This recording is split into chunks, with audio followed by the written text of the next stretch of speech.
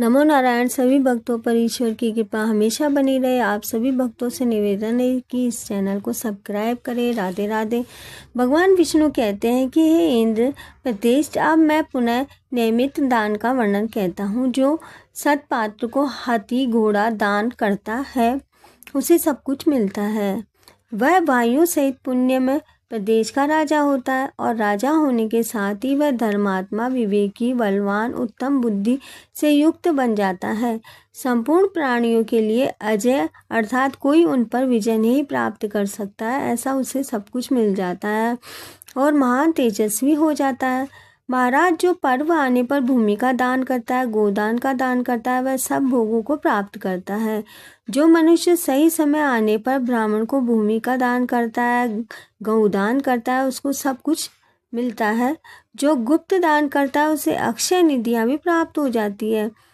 तीर्थ, जो महापर्व में ब्राह्मण को सुंदर वस्त्र या स्वर्ण का दान करता है उसे सब कुछ प्राप्त हो जाता है। उसे वेदों के परागामी पुत्र प्राप्त होते हैं। वे आयुष्मान होते हैं, यशस्वी होते हैं और पुण्य आत्मा यज्ञ करने वाले पुत्र उसे मिलते हैं।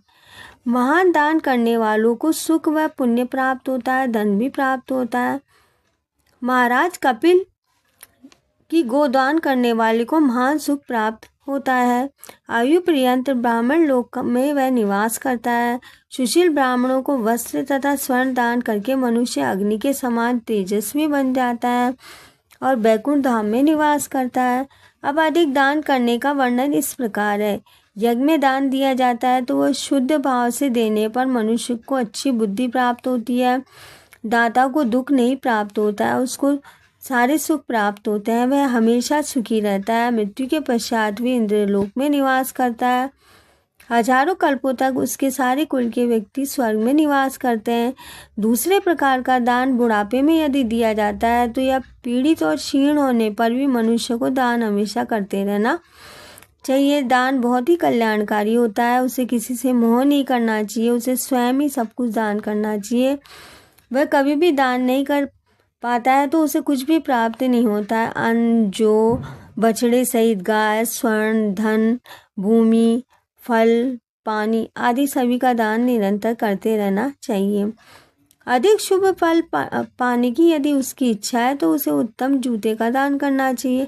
हे भगवान, पुत्र, पत्नी, माता पिता और गुरु तीर्थ में कैसे दान का प्राप्त किया जाता है उसके बारे में आप हमें बताइए। पत्नी तीर्थ किसे माना गया? काशी नाम की एक बहुत ही बड़ी पुरी है जो कि गंगा से सटकर बसी हुई है। बहुत ही सुंदर वह दिखाई देती है। उसमें एक वैश्य रहता है जिसका नाम करकल है।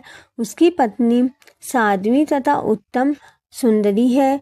वह शुक्ला सदाई सत्यवादिनी है, शुभा है, शुद्ध है, उसका स्वभाव सुंदर है, मंगलमय उस दिखने वाली है, बहुत ही अच्छी उसकी आकृति है और वह सभी व्रतों का पालन करती है। मनोहर मुस्कान वाली सुंदर स्त्री है।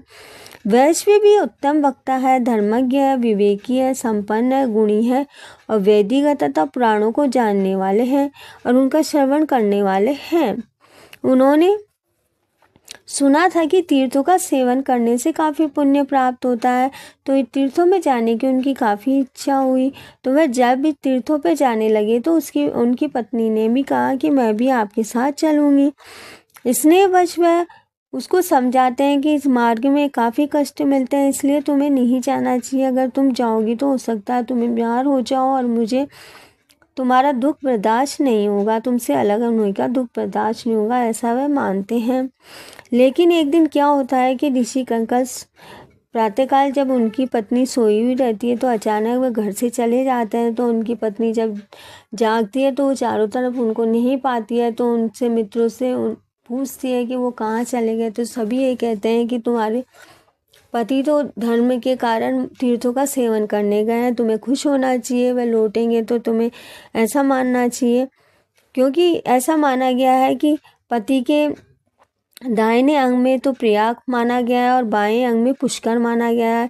यदि ये सारे तीर्थ ही उनके शरीर में वास करते हैं, यदि उनके चरणों को धोकर उनके पानी को पिया जाता है तो यह एक पत्नी के लिए बड़े सौभाग्य की बात होती है। उसे सारे तीर्थों में जाने का पुण्य प्राप्त हो जाता है। लेकिन जब उनकी पत्नी काफ़ी दुखी हो जाती है घर में जब ककल ऋषि को नहीं पाती है, तो वह मन में ये विचार करती है, जब तक मेरे पति धर्म यात्रा करके नहीं लौटते हैं तीर्थों से, जब तक मैं भूमि शयन करूंगी, एक समय खाना खाऊंगी, मीठे पदार्थों का त्याग कर दूंगी और कोई भी सुंदर जो भी भोजन होगा वह उस सबका त्याग कर दूंगी। जब पति धर्म यात्रा करके तीर्थों से लौटेंगे तभी उन सब का उपयोग करूंगी। राधे राधे। जय श्री कृष्ण।